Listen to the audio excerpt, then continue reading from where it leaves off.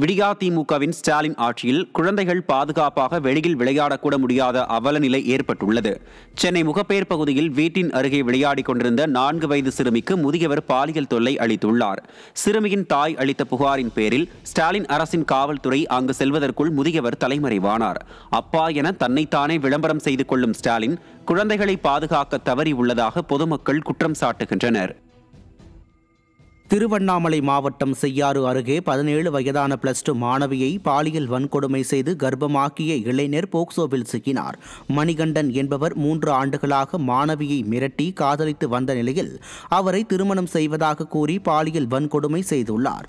இதனால் சிறுமி கர்ப்பமான நிலையில் புகார் அளித்தால் தற்கொலை செய்வேன் என மிரட்டி வந்தவர் போக்சோவில் சிக்கினார்.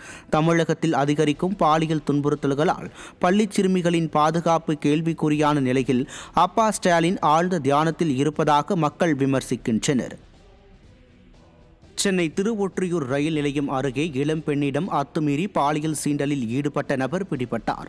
கடந்த 31ஆம் தேதி ரயில் நிலையத்தில் இருந்து வீட்டிற்கு நடந்து சென்ற இளம்பெண்ணிடம் ஒருவர் பாலியல் சீண்டலில் ஈடுபட்டுள்ளார். இளம்பெண் கத்தி கூச்சலிட்டதால் அந்த நபர் அங்கிருந்து தப்பிச் சென்றார்.